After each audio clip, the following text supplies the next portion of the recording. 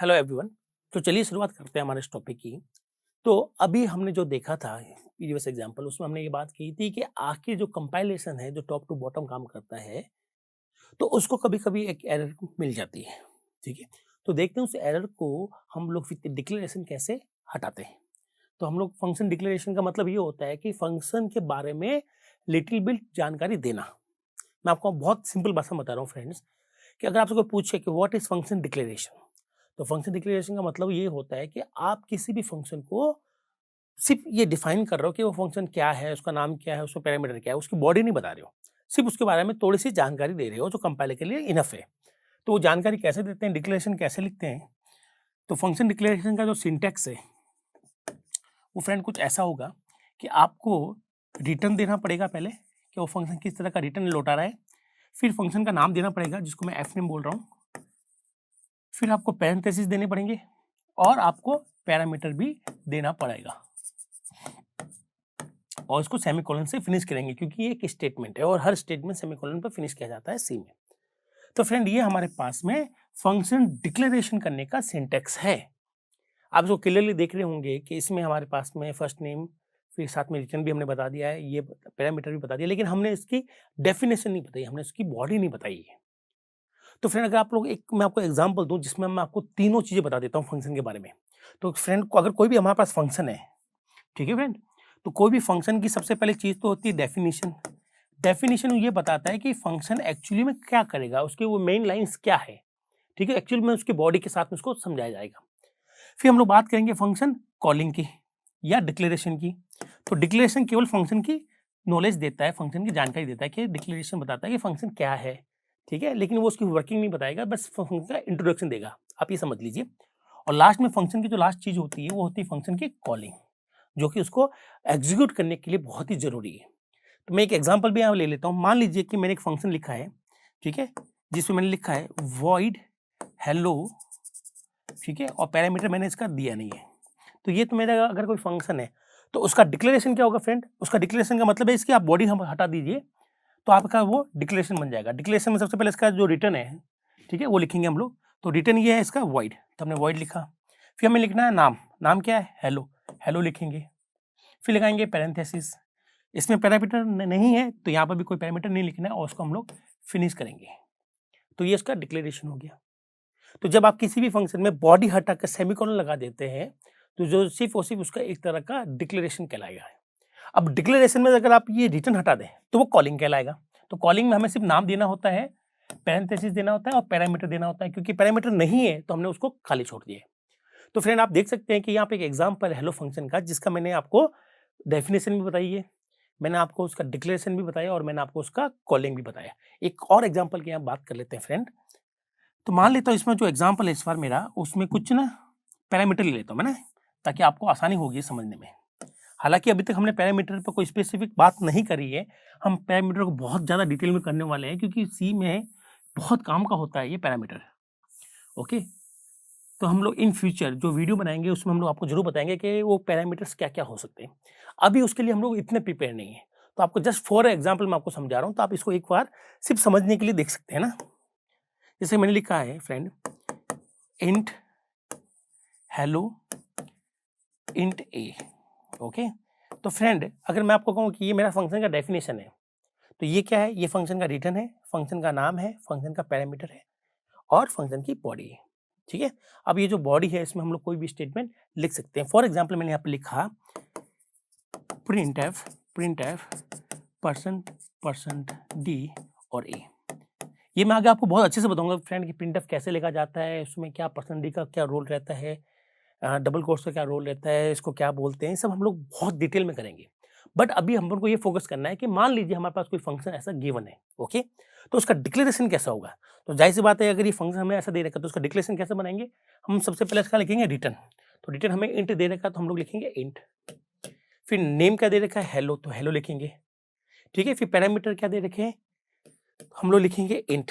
तो आप लोग यहाँ पर फ्रेंड इंट ए भी लिख सकते हो, खाली इंट से भी काम चल जाएगा। ओके, आपको बताने की जरूरत नहीं है कि आपको किस नाम का आपको वेरिएबल चाहिए, आपको बस ये बता सकते हैं टाइप क्या रहेगा और सेमीकोलन। तो ये बन गया दोस्तों, इसी फंक्शन का डिक्लेरेशन बन गया है। फिर अगर इसकी कॉलिंग की बात करूँ तो कॉलिंग के लिए हमें केवल नाम लिखना पड़ता है, पैरेंथेसिस लिखने होते हैं और इसका पैरामीटर लिखना पड़ता है, और पैरामीटर मैंने लिख दिया 5। तो फ्रेंड ये एक छोटा-सा एक एग्ज़ाम्पल है हमारे पास में कि हम लोग अगर कोई फंक्शन गिवन है तो उसका डिक्लेरेशन या उस फंक्शन का कॉलिंग कैसे लिखेंगे। तो अगर आपको यहाँ पे थोड़ा-सा अगर घबराहट हो रही है, थोड़ा-सा आपको डाउट लग रहा है कि सर ये इंट ए क्या करने वाला है, ओके? और यहाँ आपने 5 क्यों लिखा है? तो ये हम लोग डिटेल में करेंगे। आप बस ये समझिएगा कि यहाँ पर कुछ ना कुछ लिखा है पैरामीटर, इसलिए मुझे यहाँ पर कुछ ना कुछ लिखना पड़ेगा और यहाँ पर भी कुछ ना कुछ लिखना पड़ेगा। तो ये फ्रेंड ये हमारा हो गया पैरामीटर का कॉन्सेप्ट। अब देखते हैं इसको किस तरह से अपने प्रोग्राम में अप्लाई करते हैं ताकि हमारे प्रोग्राम की जो एरर है वो ईज़िली रिमूव हो जाए। तो मैं इसको इरेज़ कर देता हूँ। तो अब देखते हैं कि एक्चुअली में जो प्रोग्राम बनाएँगे तो फंक्शन डिक्लेरेशन कहाँ लिखते हैं हम लोग, ठीक है? और कब लिखते हैं? तो ये कभी ज़रूरत पड़ती है, कभी नहीं पड़ती है। आप बिना इसके भी आप प्रोग्राम को एग्ज़ीक्यूट कर सकते हो। लेकिन अगर मैं आपको बोलूँ कि अगर इसकी रिक्वायरमेंट नहीं भी है, तो आप अपनी प्रैक्टिस में इसको डाल दीजिएगा। मतलब अगर आपको लगता है कि ये प्रोग्राम बिना डिक्लेरेशन के चल सकता है, फिर भी मैं आपको सजेस्ट करूँगा कि आपको डिक्लेरेशन लिखना चाहिए। ये एक अच्छी प्रोग्रामिंग प्रैक्टिस मानी जाती है। तो अभी हम लोग बात कर लेते हैं डिक्लेरेशन की। तो पहले तो फिर हम लोग बात करते हैं उन्हीं एग्जाम्पल को मैं ले रहा हूँ आपके सामने जो मैंने अभी प्रीवियसली आपको समझाए थे। मान लेता हूँ फ्रेंड मेरे पास में एक फंक्शन है वॉइड हेलो, ठीक है? ये एक फंक्शन मेरे पास गिवन है और एक है वॉइड मेन। ओके फ्रेंड, अब क्यों की शुरुआत मेन से होती है, मेन पर खत्म होता है और मेन हेलो को कॉल कर सकता है। कॉल करने के लिए नाम लिखेंगे, पैरामीटर्स लिखेंगे और पैरामीटर लिखेंगे और सेमीकोलन से उसको फिनिश करेंगे। तो फ्रेंड ये वो एग्जांपल था जिसमें कोई भी एरर नहीं है, इसको डिक्लेरेशन की ज़रूरत नहीं है। क्यों ज़रूरत नहीं है? क्योंकि पहले ये प्रोग्राम जब रन होगा तो रन होने से पहले कंपाइल होगा, कंपाइलिंग टॉप टू बॉटम होगा। तो जैसे ही हम लोग कंपाइलिंग कर रहे हैं और जैसे हम लोग इस पॉइंट पर आ जाते हैं तो कंपाइलर क्या करता है, ट्रांसलेट करता जाता है और साथ में उसको नोट डाउन भी करता जाता है उस फंक्शन की डिटेल को। और जैसे ही वो लाइन के सामने आता है, ये वाला कॉलिंग आती है तो उसको पता रहता है कि इसकी कॉलिंग की जा सकती है और क्योंकि वो फंक्शन को अच्छे से जानता है। तो यहाँ आपको डिक्लेरेशन की रिक्वायरमेंट नहीं है, ठीक है? तो ये प्रोग्राम हमारा सही है। अगर मैं इसी प्रोग्राम के अंदर क्योंकि दोनों फंक्शन इंडिपेंडेंट है, ठीक है? तो मैं इसको ऊपर-नीचे करना चाहूँगा, तो ऊपर-नीचे का करके देखते हैं। तो हमने लिखा पहले वॉइड मेन, मैं इसको थोड़ा-सा नीचे लिख देता हूँ फ्रेंड। ये हमारा मेन फंक्शन है। प्रोग्राम सेम है, सिर्फ मैं फंक्शन की पोजीशनिंग को ही बदल रहा हूँ, ओके? फंक्शन में कोई चेंजेस नहीं, जो जिस फंक्शन में आ रही मैंने उसको वहीं लिखा है। जैसे कि कॉलिंग मेन के अंदर आ रही तो कॉलिंग मेन के अंदर आ रही, मैंने फंक्शन को चेंज नहीं किया है, सिर्फ पोजीशनिंग को हमने चेंज किया है। नाउ अब इस फंक्शन को हम लोग रन कराते हैं, तो रन करने पर जैसे ही पहले कंपाइल होगा, रन करने से पहले कंपाइल होगा और कंपाइलर इस पॉइंट पर एरर दे देगा। वो कहेगा कि मैं इस लाइन को कंपाइल नहीं कर सकता क्योंकि मेरे पास में हेलो की जानकारी नहीं है, ओके? तो यहाँ पर एक वो एरर है। तो यहाँ अगर मैं डिक्लेरेशन दे दूँ, तो ये एरर को रिमूव किया जा सकता है। तो इसका मतलब है इस लाइन पर वो एरर आ रही है, तो आपको इस लाइन से पहले आपको डिक्लेरेशन देना पड़ता है। तो डिक्लेरेशन हम लोग क्या करते हैं, हमेशा इनिशियली हम लोग लिखते हैं, ओके फ्रेंड? तो हमेशा हम लोग कोई भी फंक्शन शुरू करने से पहले, चाहे मेन हो, चाहे हेलो हो, ठीक है? उनसे सबसे जो टॉप पर हमारे पास स्पेस अवेलेबल है, वहाँ हम लोग डिक्लेरेशन करना सबसे बेस्ट मानते हैं, ओके? तो हम लोग यहाँ डिक्लेरेशन करते हैं इस हेलो के बारे में ताकि यहाँ पर एरर ना आए। तो डिक्लेरेशन में क्या होगा फ्रेंड, हमें इसका रिटर्न देना पड़ेगा। जैसे कि हेलो का रिटर्न क्या है, वॉइड, हमने वॉइड दे दिया। नाम क्या है, हेलो, हेलो हमने लिख दिया। पैरामीटर क्या, कुछ नहीं, तो हमने कुछ नहीं लिखा और हमने इसको छोड़ दिया। तो मैं इसको थोड़ा सा इरेज कर देता हूँ, जगह कम है। वॉइड मेन, ठीक है? तो इसका डिक्लेरेशन लिखते हैं दोबारा। सबसे पहले इसका वॉइड लिखेंगे, रिटर्न टाइप, नाम लिखेंगे हेलो, ओके? पैरामीटर कुछ नहीं है तो हमने कुछ नहीं लिखा। तो फ्रेंड अब जैसे आप ये लिखेंगे तो इस प्रोग्राम में से एरर हट जाएगी। कैसे हटेगी वो भी देख लेते हैं। तो रनिंग होने से पहले कंपाइलिंग होगी, कंपाइलिंग की शुरुआत यहाँ से होगी। जैसे ही कंपाइलर इस लाइन को पढ़ेगा तो वो समझ जाएगा कि हेलो नाम का फंक्शन बनने वाला है। ये उसका डिक्लेरेशन आ गया, तो उसको पता चल जाएगा, वो नोट डाउन कर लेगा कि हेलो नाम का एक फंक्शन है, उसमें पैरामीटर कुछ नहीं है, उसका रिटर्न वॉइड है, वो सब कुछ नोट डाउन कर रहा है कंपाइलर, ओके? तो नोट डाउन कर लिया और फिर आगे बढ़ेगा, फिर और आगे बढ़ेगा और जैसे इस लाइन की कंपाइलिंग करेगा, इस कॉलिंग की जैसे वो कंपाइलिंग करेगा तो वो ईजिली कंपाइलिंग कर पाएगा क्योंकि वो हेलो के बारे में अब जानने लग गया है। उसको पता है कि इसका रिटर्न टाइप कैसा रहेगा, इसका पैरामीटर क्या है, तो इसलिए उसको कंपाइल कर लेता है। नाउ फिर वो आगे जाएगा और लास्ट तक सारी कंपाइलिंग ईजिली बिना किसी एरर के कर लेगा। अब करते हैं प्रोग्राम को रन। रन कैसे होगा, प्रोग्राम शुरुआत कहाँ से होगी फ्रेंड, मेन से होगी। ओके, तो मेन से हम लोग शुरुआत करेंगे प्रोग्राम की, फिर हम लोग जाएंगे हेलो पर, हेलो से जाएंगे इसकी डेफिनेशन पर, डेफिनेशन खत्म हुई वापस वहीं चले जाएंगे जहाँ से हमने इसको कॉल किया था, ठीक है। फिर वापस ही प्रोग्राम आएगा और मेन के एंड पर पहुंच जाएगा और हमारा प्रोग्राम फिनिश हो जाएगा। अब इस प्रोग्राम में किसी भी तरह की एरर नहीं है। तो आपने देखा कि जब फंक्शन की पोजीशनिंग हम लोग चेंज करते हैं तो एरर आती है, और वो एरर को दूर करने के लिए हम लोग डिक्लेरेशन दे देते हैं। हाँ फ्रेंड, यहाँ पर डिक्लेरेशन की बिल्कुल रिक्वायरमेंट नहीं थी। अगर आप लोग डिक्लेरेशन दे दें तो कोई गड़बड़ी नहीं है, ठीक है। तो मैं यहाँ पर भी डिक्लेरेशन दे देता हूँ। तो डिक्लेरेशन क्या है, हेलो का वॉइड हेलो, और ये इसका डिक्लेरेशन है। हालांकि इसकी रिक्वायरमेंट नहीं थी, फिर भी मैंने दे दिया, तो इससे कुछ गड़बड़ी नहीं होगी। तो ये अच्छी प्रैक्टिस मानी जाती है कि कोई भी फंक्शन आप जब इसको यूज कर रहे हैं फ्रेंड, तो उससे पहले आप इसमें क्या कर दो, डिक्लेरेशन दे दीजिए, ताकि आप लोग फ्री हो जाओ इस हेडेक से कि कौन सा फंक्शन ऊपर आएगा, कौन सा फंक्शन नीचे आएगा। तो ये हमारे लिए बहुत आसान हो जाता है काम करना, ओके। और फिर आपको लगता है फ्यूचर में क्या नहीं, मुझे इसका नाम बदलना है, इसका रिटर्न बदलना है, तो आप दोनों जगह चेंजेस कर दीजिए, बहुत आसानी से चेंजेस हो जाएंगे यहाँ पर। तो फिर आपने देखा कि किस तरह से एक फंक्शन में डिक्लेरेशन का क्या एक इंपॉर्टेंट रोल है। अगर आप डिक्लेरेशन से बचना चाहते हैं, आई सजेस्ट, अगर आप उससे बचना चाहते हैं, आप चाहते हैं कि इस समय डिक्लेरेशन ना लिखो, तो एक मैं आपको छोटा सा हिंट बता देता हूँ। वो हिंट ये है कि जो कॉल कर रहा है, कॉलिंग फंक्शन जो है वो हमेशा नीचे रहेगा, और कॉल्ड फंक्शन जिसको कॉलिंग किया गया, जिसको आवाज़ दी गई है, वो हमेशा ऊपर रहेगा। तो आपको डिक्लेरेशन करने की जरूरत नहीं है। फॉर एग्जाम्पल, मैं चाहता हूँ कि हेलो का डिक्लेरेशन ना लिखूँ, तो मैं क्या करूँगा, हेलो को पहले डिज़ाइन करूँगा, फिर मेन को डिज़ाइन करूँगा, ओके। और फिर मेन के अंदर कॉलिंग करूँगा हेलो की। तो अब क्या हो गया, ये मेरा जो हेलो है, ये मेरा डिक्लेरेशन देने की रिक्वायरमेंट नहीं है, ओके। और इस केस में अगर हमने डिक्लेरेशन नहीं दिया तो एरर है, क्योंकि हमने कॉलिंग पहले कर ली और डेफिनेशन बाद में आई है। तो इस कॉलिंग में एक एरर आती है कि कंपाइलर कहता है कि मैं इसको समझ नहीं पा रहा हूँ। तो आपने इसको डिक्लेरेशन देकर उसको समझा सकते हो। तो इस केस में डिक्लेरेशन की रिक्वायरमेंट है, आपको देना ही पड़ेगा, अदरवाइज चलेगा नहीं। तो डिक्लेरेशन का फ़ायदा क्या हुआ? डिक्लेरेशन का ये फ़ायदा है कि अगर आपने किसी फंक्शन का डिक्लेरेशन दे दिया है, तो आप इस चीज़ से बिल्कुल फ्री हो जाओगे कि कौन फंक्शन ऊपर आएगा, कौन फंक्शन नीचे आएगा। ये बहुत ही आसान और एक अच्छी प्रोग्रामिंग मानी जाती है। अदरवाइज़ आपको याद करने पड़ेंगे कि ये फंक्शन की कॉलिंग नीचे से हो रही है, तो उसको ऊपर लिखेंगे एक्स्ट्रा एसेट्रा एसेट्रा, तो बहुत ही कन्फ्यूजन हो जाता है। और जैसे-जैसे प्रोग्राम की लेंथ बढ़ती है, उस केस में आपके पास अगर 2 फंक्शन तब तो कोई दिक्कत नहीं है, लेकिन बहुत बड़ा प्रोग्राम है, तो डिक्लेरेशन बहुत ही इंपॉर्टेंट कॉन्सेप्ट हो जाता है हमारे सी के प्रोग्राम के लिए। तो आई होप आपको ये पूरा समझ में आया होगा कि डिक्लेरेशन क्या है, क्यों देते हैं। हाँ फ्रेंड, अब मैंने ये बात कही कि भाई चलो हम लोग डिक्लेरेशन की बात कर ही रहे हैं, तो हम लोग मेन का डिक्लेरेशन भी दे सकते हैं, ओके। ऐसा कोई रूल नहीं कि मेन का नहीं दे सकते। तो मैं दोनों केस में मेन का डिक्लेरेशन दे देता हूँ, हालांकि रिक्वायरमेंट नहीं है, फिर भी हम लोग दे दिया तो कोई गड़बड़ी नहीं होगी। ना तो हमें इस केस में मेन के डिक्लेरेशन की जरूरत है, ना इस केस में डिक्लेरेशन की जरूरत है। क्यों? क्योंकि मेन को कोई कॉल कर नहीं रहा है। जिसको कॉल किया जाता है, जो कॉल्ड फंक्शन होता है, उसी का डिक्लेरेशन हम लोग देते हैं। तो अगर मैं देना चाहूँ मेन का डिक्लेरेशन, तो मैं ऐसे दे सकता हूँ, जगह नहीं मिल रही है दोस्तों, वॉइड मेन, ठीक है, और ये हमारा हो गया डिक्लेरेशन। यहाँ पर भी हम लोग देना चाहें तो मैं ऊपर लिख दूंगा या तो वॉइड मेन। तो आप मेन का भी डिक्लेरेशन दे सकते हो, इससे प्रोग्राम में कोई इफेक्ट नहीं आता। हाँ, अगर आप नहीं देना चाहो तो भी ओके है, लेकिन हेलो का डिक्लेरेशन इस वाले केस में मस्ट हो जाएगा। तो ये तो है हमारे पास फ्रेंड डिक्लेरेशन। अब ये जो डिक्लेरेशन की जो पोजीशन है, ओके, वो इस लाइन से पहले होनी चाहिए, कॉलिंग से पहले। अब वो पहले यहाँ पर भी हो सकती है और टॉप पे भी ले सकते हैं, और जनरली हम लोग ये मान के चलते हैं कि अगर आप डिक्लेरेशन को टॉप पे देंगे तो ज़्यादा बेटर रहेगा।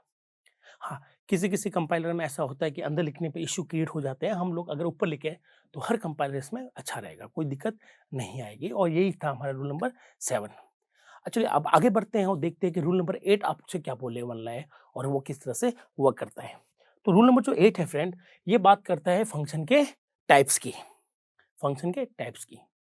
ठीक है, तो हम लोग देख लेते हैं कि हमारे पास में सी, जो कि एक फंक्शनल प्रोग्रामिंग लैंग्वेज है जिसमें सारा काम फंक्शन से होने वाला है, उसमें कितने टाइप के फंक्शंस होते हैं, ओके।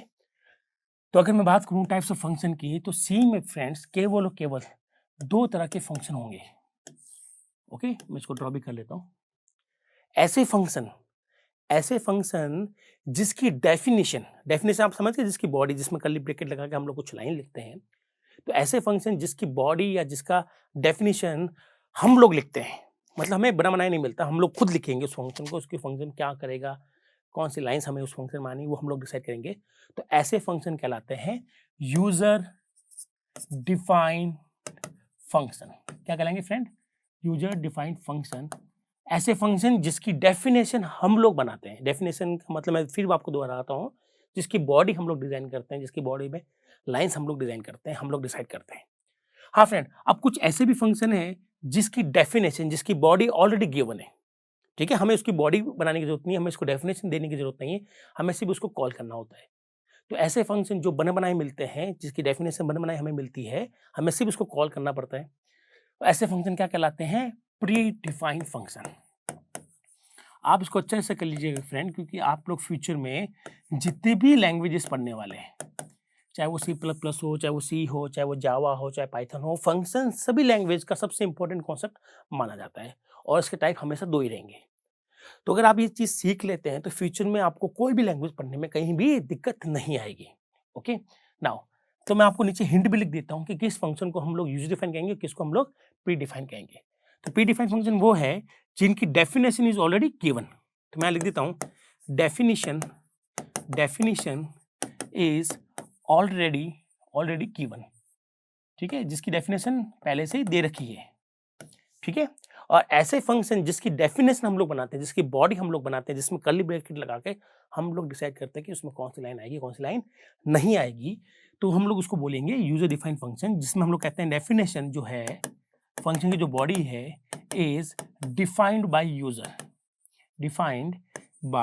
यूजर। यूजर उसको डिफाइन करेगा, यूजर बताएगा कि बॉडी में कैसा रहेगा, वो फंक्शन में क्या क्या लाइन आएगी, क्या क्या लाइन नहीं आएगी। जबकि ये जो फंक्शन है ये सब कुछ बना बनाए मिलते हैं। अब चाहे तो इसको यूज करना हो, चाहे इसको यूज करना हो प्रोग्राम के अंदर, दोनों को कॉलिंग तो करनी पड़ेगी। बस फर्क इतना सा है कि हमें इसको बनाने की जरूरत नहीं, सीधा कॉल करेंगे, इसको हमें बनाना भी पड़ेगा और कॉल भी करना पड़ेगा। ओके, तो ये हमारे पास यूजर डिफाइंड हो गए। तो यूजर डिफाइंड जो फंक्शन है ये कस्टमाइजेशन के लिए अलाउड है। जैसे कि आपको जो फंक्शन दे रखे हैं कुछ सी के अंदर, तो कुछ फंक्शन तो प्री डिफाइंड वर्क करते हैं, पहले से पता है कि ये वाला वर्क करेगा। तो अगर आप चाहते हो कि एक ऐसा फंक्शन बने जो आपके अकॉर्डिंग वर्क करे, तो आपको उसको यूजर डिफाइंड फंक्शन करना पड़ेगा। ओके, और प्री डिफाइंड फंक्शन के बारे में आपको सिर्फ कुछ नहीं करना है, आपको ना तो उनको छेड़ना है, ना आप उनको कोई बॉडी में चेंजेस कर सकते हो, आपको केवल उनको यूज करना है, उनको सिर्फ कॉल कर बुलाना है, उनसे कुछ काम करवाना है। वो काम क्या होगा वो भी ऑलरेडी डिफाइंड है। अब ये जो प्री डिफाइंड फंक्शन है, इसको काफ़ी ऑथर, काफ़ी जो टीचर है, इसको हम लोग इनको ये नॉमिनेशन देते हैं कि इसको इनबिल्ट फंक्शन भी कहा जाए। ठीक है, इट्स ओके, क्या फ़र्क पड़ता है नाम से। और यूजर डिफाइंड जो फंक्शंस हैं इनको काफ़ी जो है ऑथर इसको कहते हैं टेलर मेड फंक्शन, और इसको हम लोग रेडीमेड फंक्शन भी कह सकते हैं, बहुत आसान टर्म से। तो वो नाम मैं नहीं लिखूंगा, आप बस ये सुन लीजिएगा। टेलर मेड क्योंकि कस्टमाइजेबल फंक्शन है, और रेडीमेड मतलब जिसमें सब कुछ बनाए बनाए मिलते हैं, हमें सिर्फ उसको यूज करना है फ्रेंड्स। तो फ्रेंड ये हमारे पास में हो गए दो तरह के फंक्शन। तो आप लोग थोड़ा सा इसके बारे में भी सीख लेते हैं, क्योंकि अभी तक हमने जितने भी रूल पढ़े हैं और जितने भी हमने फंक्शन बनाए उसमें सबके सब यूजर डिफाइंड फंक्शन थे, क्योंकि सबकी जो कर्ली ब्रेसेस लगाकर बॉडी हम लोग डिसाइड कर रहे हैं, तो सबके सब यूजर डिफाइंड फंक्शन थे। एक मैं इंपॉर्टेंट क्वेश्चन भी आपको बता देता हूँ इसमें, आगे हम लोग डिस्कस करेंगे। ठीक है, इंटरव्यू का बहुत अच्छा क्वेश्चन आता है इसमें से। तो पहले देखते हैं कि जो प्री डिफाइंड फंक्शंस है ये ऑलरेडी इनकी बॉडी दे रखी है, ऑलरेडी इनकी डेफिनेशन दे रखी है। तो आप कहोगे सर अगर इनकी डेफिनेशन दे रखी है तो कहाँ दे रखी है? तो मैं कहूँगा ये जितने भी प्री डिफाइंड फंक्शंस है उनकी जो डेफिनेशन है वो एक फाइल में डाल देते हैं, उस फंक्शन को लिख देते हैं और वो फाइल आपको अटैच कर दी जाती है आपके आईडी और कंपाइलर के साथ में। ठीक है, तो वो फाइल जिसमें सारे प्री डिफाइंड फंक्शन लिखे हुए हैं उस फाइल को हम लोग कहते हैं हेडर फाइल। क्या कहते हैं फ्रेंड? Header file. तो आप लोग कह सकते हो कि प्री डिफाइंड जो फंक्शंस है, ठीक है, ये लिखे जाते हैं या ये लिख कर दे दिए गए आपको रिटर्न इन हेडर फाइल। किसमें दे दिए? हेडर फाइल में लिखकर दे दिए गए आपको। एक फाइल है जिसमें इस फंक्शन की डेफिनेशन डाल दी और आपको वो फाइल पकड़ा दी गई है।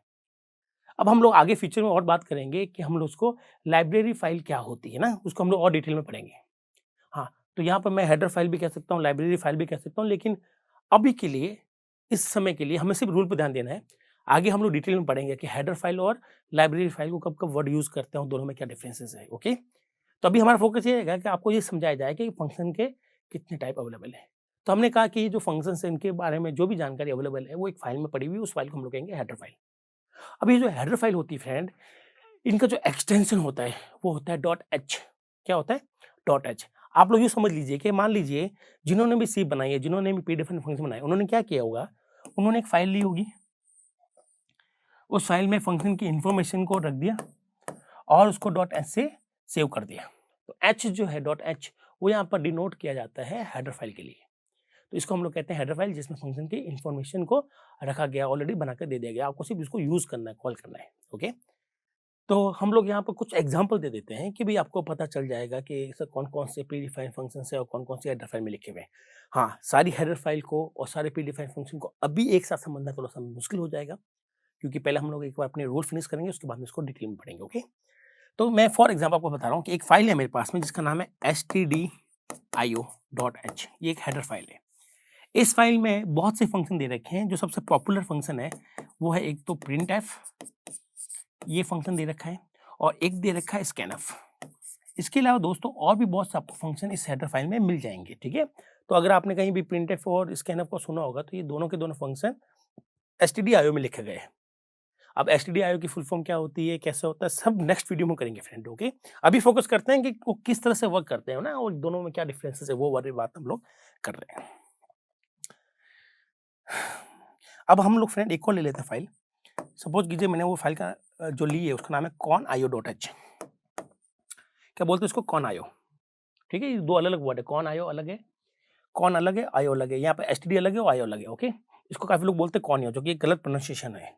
नाउ इसमें जो फंक्शन दे रखे हैं उसमें सबसे पॉपुलर जो हम लोग काफी यूज करने वाले हैं वो है CLR SCR। ओके, नाउ एक फंक्शन और है जिसको हम लोग यूज करते हैं जनरली, getch।